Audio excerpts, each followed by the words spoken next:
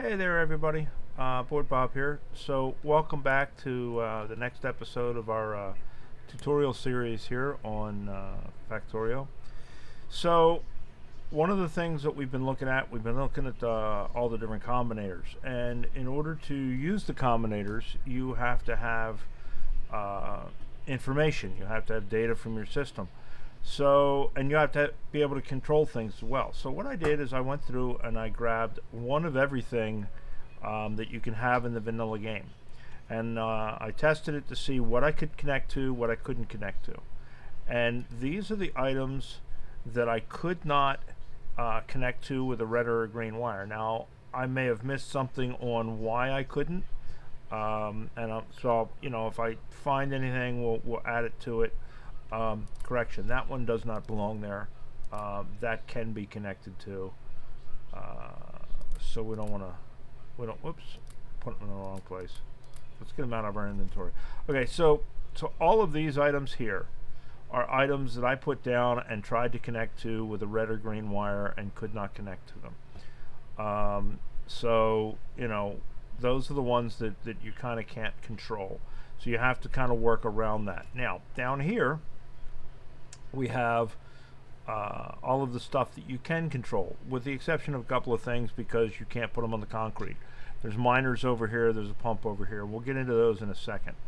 So let's go through and take a look and see what we've got here. Now, what I did, these substations are just to power stuff up because, if you don't have power, then your inserters don't work, your RoboPort doesn't work, etc., etc. And then they give you the flashies. So I wanted to eliminate the possibility of it being something not connected to power. And then the small poles, as you can see, have red wires connected to them, and they connect to each of the items. So that's how I figured out which items will and which items won't. So let's go through and look at these real quick. So all of our chests are basically the same. They're just different sizes for the chest. So with the red wire connected, you can read the contents of the chest. So we can go ahead and tell our system how much of an item is in each of these chests, right?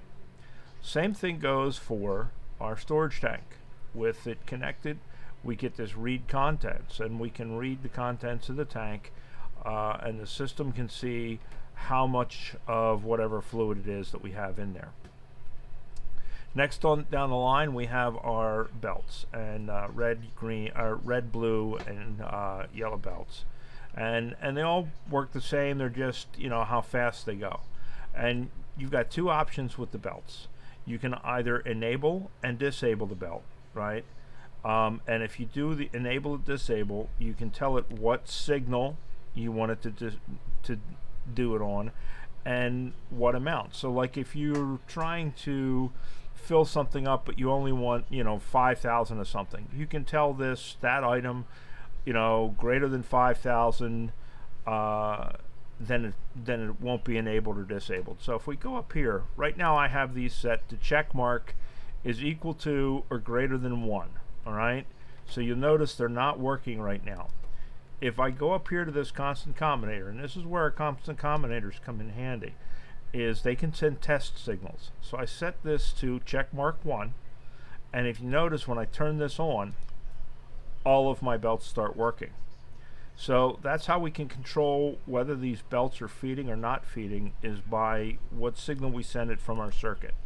And we can turn those off, and we can change that. We can set this to a level that's based on what's on the circuit. I'm using the constant combinator just as a source, but normally it would be whatever your circuit is, and it would be a changing number based on how much your inventory is. The other thing that we can do with this is we can go read belt contents, and if we read the belt contents, the belt will run, and you'll notice this little red scanner that goes back and forth. The belt will constantly run. It won't turn on and turn off unless, of course, we enable both of them. And what it's doing is it's reading how much of an item is on this section of the belt. Now, there's two things it can do. It can either pulse, which is it sends a signal only once per tick, for when one tick when the item enters the belt, or you can do hold, which sends a continuous signal. So like if you've got a belt that's passing stuff through and it's not filled up and backed up, it'll only count as it's going through, and then once it fills up, it'll stop counting and it won't tell you it's there anymore if you've got it on pulse. I believe that's how that works anyway. If you've got it on hold, it'll tell you all the time what's in there. So if your belt's not moving and there's, you know, say 8 items sitting there, it'll tell you that the items are there. Okay, so there's belts, and that's a way that we're going to be able to measure our system and measure what's going through. It's a way that we're going to be able to regulate by shutting these belts on and off.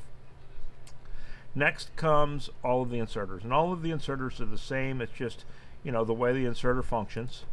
But you have a couple of things. You can have it set to none, which means it doesn't care what the system says, right? It's not basically part of the system at that point. You can enable or disable, which turns it on or off, and you can tell the signal. And same as with the belts, where like if you're trying to fill something and you don't want it past a certain amount, you just tell it, you know, if say iron ore is, you know, greater than, you know, whatever, 10, you only want 10 at a time for some reason, right? It'll turn off if there's less than 10, right? But we're not, that's one way to use it. The next thing you can use is you can have it set your stack size, because as you go along in the game, you guys know, as you research, it increases your stack size, plus you've got your stack inserter, that the stack size will change, and you'll get, you know, start at 1 and you end up at like 4 or 5 or whatever it is. You can actually have the circuit control the stack size, just like you can control it manually, where with the override stack size here, you can control it through the circuit. You know, there may be instances where you only want 3 or, you know, 2 just to fill up what's left in a stack, and not go over that to another stack because you don't want to use up that extra space. Well, maybe this is set to override at 3, but you only need 2 more. You can set your circuit up to tell it only give me 2, not 3. Excuse me. You can also have it read what the contents are, just like you can with a belt. You can tell it read the contents and have it pulse or hold as to what the contents are, right? So there's the 3 things you can do, 4 things actually. You know, you can, one of them being nothing to do with your circuits, but each of those can be controlled that way. Next we'll go down here, and I've got these in here. To ignore those for now. They're in there for another reason when we get down here. Alright, so these are your network provider chests, and you know, your providers, your requesters, what have you, your logistics chests. It will allow you to read the contents of these chests if they've got a red circuit hooked up to them. So the entire network will know what's in these, and you can tell the system what's in them. Same thing, like if you want to hook up an inserter to it and have it know how much, so that you can continue to fill it to a certain level, what have you. Lights, we kind of covered lights before. You know, you can set them to use color. You can enable, disable on a condition. Okay, so that's our first row there. Next row, we got all our power poles, and all our power poles and our substation all work the same. Basically, if you connect to them, it allows the system to have access to the information network. It knows what you know that way. Okay. Next one is pumps, and pumps are going to be the way we're going to control our fluid levels. You can't turn on and off a pipe like you can with a belt, so you have to put a pump in there, and the pump acts in this case like a valve, so you can enable and disable the pump to turn it on and off, and it'll allow fluid to flow in the direction of the arrow, or stop it from flowing completely. So you know, maybe you end up with a situation where you've got 2 pumps, one going one way, one going the other way, and you've got them set up to maintain a level in your tank. Now, there are mods that have valves that will allow you to do that, but we're just looking at the vanilla game here. Next is the tracks, and we have three things that you can't interact with a track directly, but you can interact with things that are attached to the tracks. So first thing we've got is we've got a rail station, right? And we can do a number of things with this, which is handy. We can enable or disable the rail station. So like if you've got say a iron ore depot where it's coming in, maybe you reach a certain point where you've got, you know, too much iron, or you have multiple ones all with the same name, and you want to turn this one off because it's full. You can have it sense how much is in that depot. You can turn that train station off. The train will no longer go to that station. Send train is it can have a train go there. You can tell it you know, to send a train there. You use it for your weight conditions, what have you. Set train limit is the same thing. A lot of times people will set up multiple train stations with the same name, and you end up with 2 or 3 trains waiting on a station. Maybe you only want 2 trains waiting. Maybe you don't want a whole line of 4 or 5. This sets how many that will wait, and you know, once you reach that limit, it'll bypass that station. The computer won't route anything to it anymore. Read the train contents. Any train that is currently stopped at the station, it's going to tell the network how much stuff is on that train. So if you're trying to do a supply train or a construction train and you want to have X amount of an item, say miners, you can tell the system how many miners are already on the train, do the math, you know, do the math through the circuitry and have it fill up the rest of the train. It's read stop train. When train stop, the train says signal sent unique number of the train. So it'll tell the system what train number is, so you can keep track of your trains.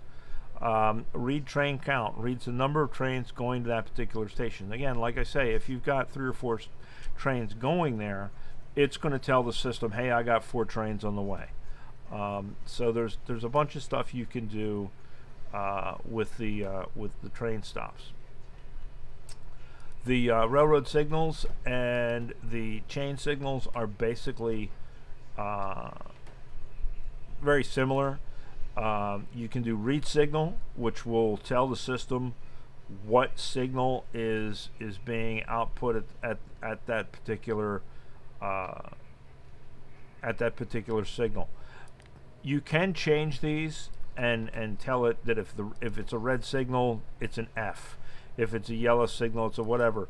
But you know, they're automatically set to red, yellow, green because that's the letters, right?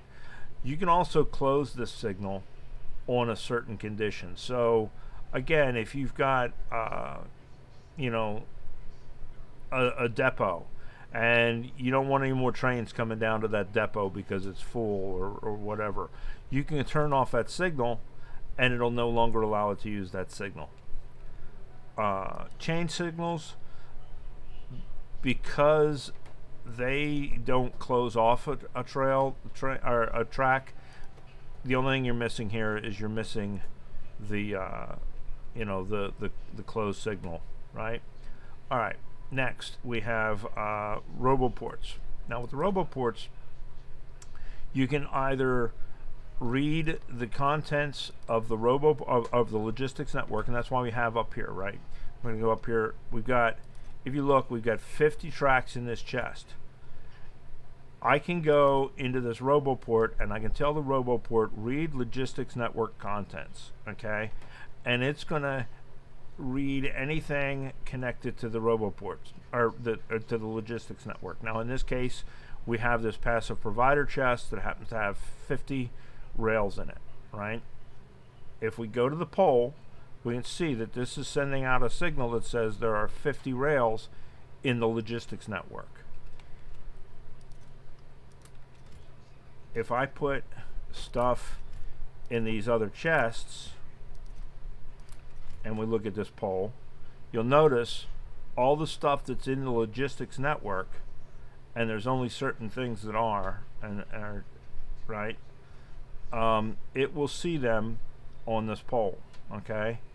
So we can go through, let me get these back out because we're going to want them. We can have it tell it how many's in there. The other thing we can do, and this was something somebody was asking at some point, how can I regulate how many robots are in my system?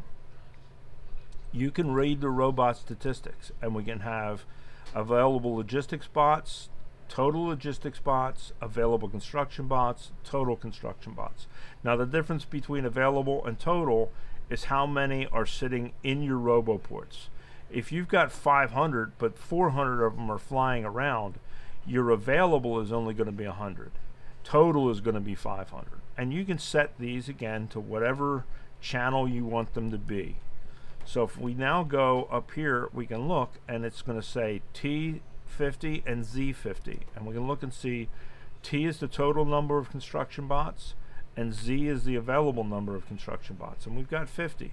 So it's going to tell us 50 and 50. Because they're there and they're sitting there doing nothing. If they were out flying around, that would be different. Okay. Next we have our accumulator, and if we want, we can read the charge of the accumulator, and it'll tell us a percentage. So this is how we can track how much charge is in our accumulator network within our electrical system. So we can have it be whatever signal we want it to be, and it'll express it as a percentage as a number from 0 to 100 as a percentage. So that's a way to be able to say kick on a backup power plant if you want to kick on a backup power plant because your power is getting low.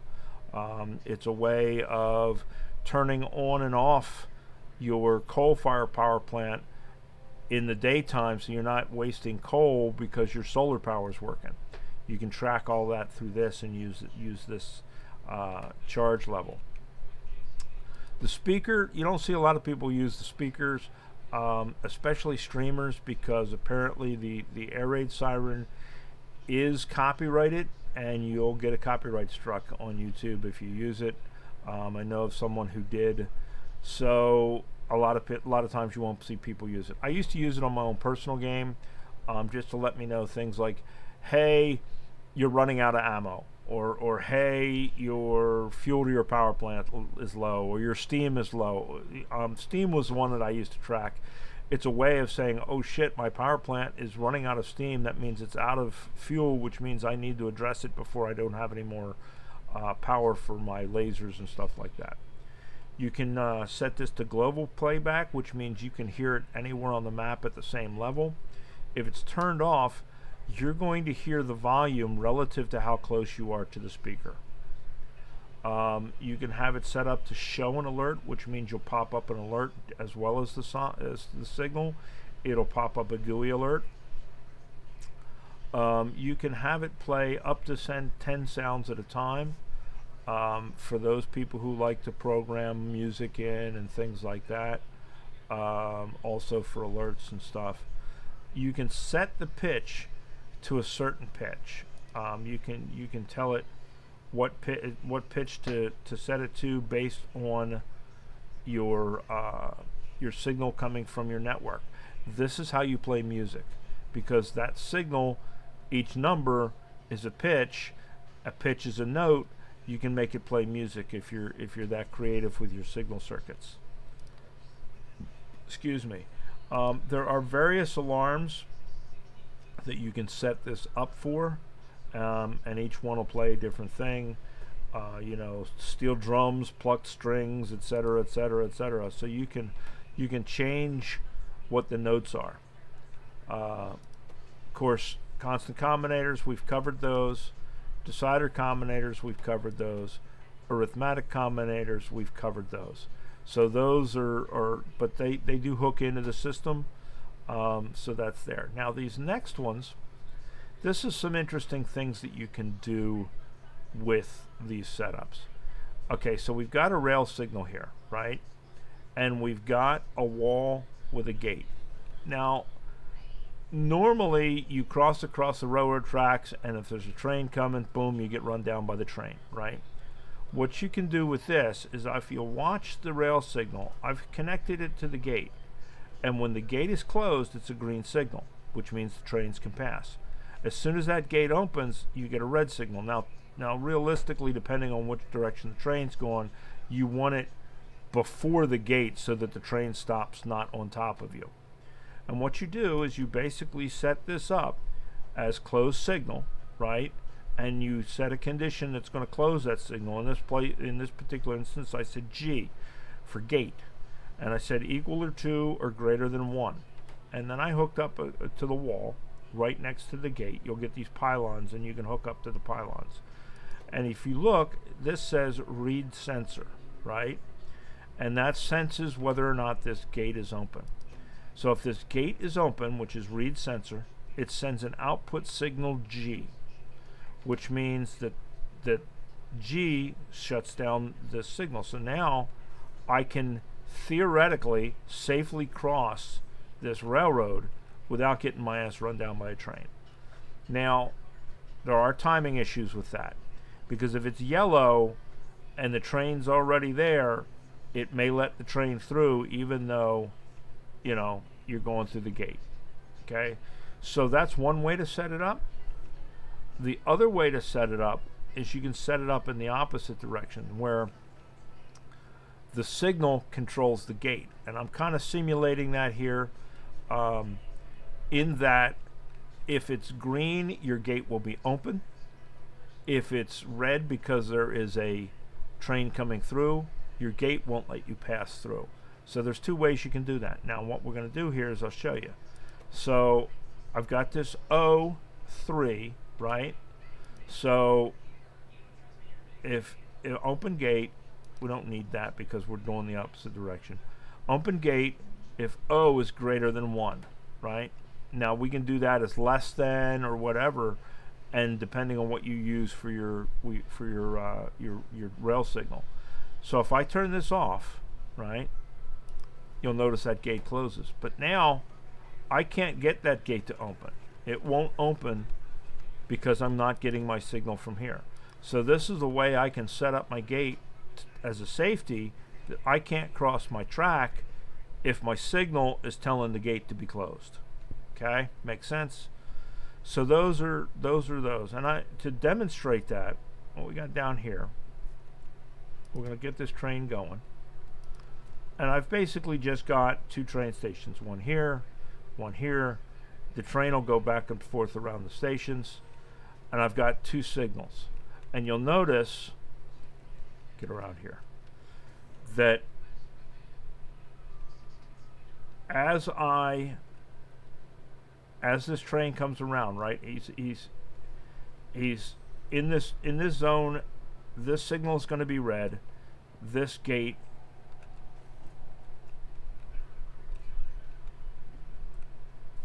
is usable, okay? But as soon as he gets into the green, I can't get through, right? I can't get through this gate until he goes past the green, and then the gate is open. Now I could turn around and I could do this the other way, and this is going to be weird because of the fact that the signal is in the wrong location. All right, closed condition, and we can say gate greater than or equal to 1, right? And if we go over here and we set this open condition gate equals 1, right? And we say read sensor. So it's going to send out a G signal when this gate is open. You'll notice this signal is now red. If I move away from the gate and the gate opens, the gate will it'll change to a green signal, right? So you'll see that this train can't go anywhere. So if this signal was, say, over here, that train wouldn't run me over, and as soon as I move out of the way, it lets the train go. Okay, so it's a way of controlling your gates and your trains so you don't have to worry about getting run over. Now let's go over here to the OR patch, and we've got both kinds of miners. We got our burner miner, and we got our regular electric miner. They do the same thing. You have two options. You can actually turn the mines on and off, and maybe you're doing that if you've got a lot of lasers right on the wall, and when they fire, it really drains your system. You don't want your mines running at the same time, because then it's using up your power.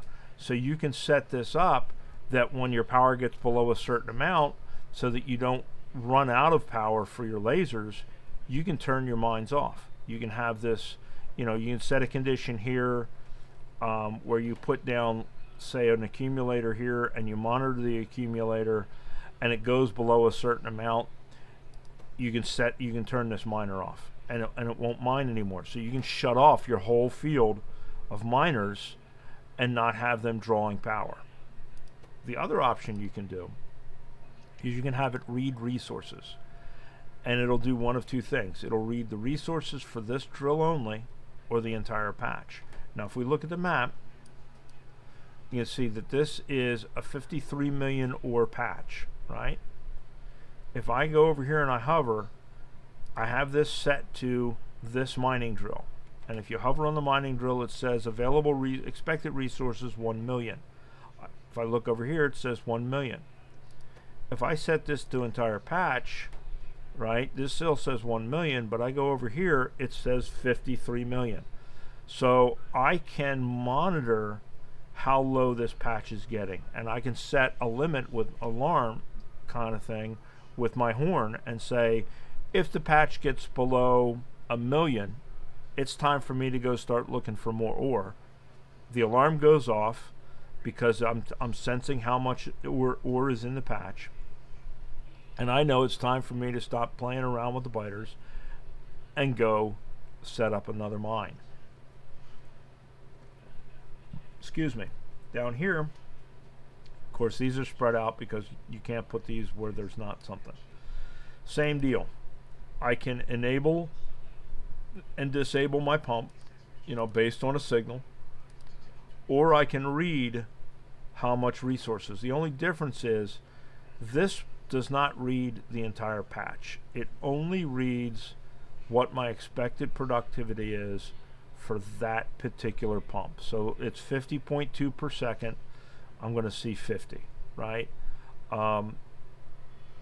Each of these is going to be different based on what their percentage level, whether they're pumped out or not, but it will allow you to monitor what your output's going to be, or your expected output. So again, when they start getting low, you can go someplace else. You can also turn them off if you have a power problem.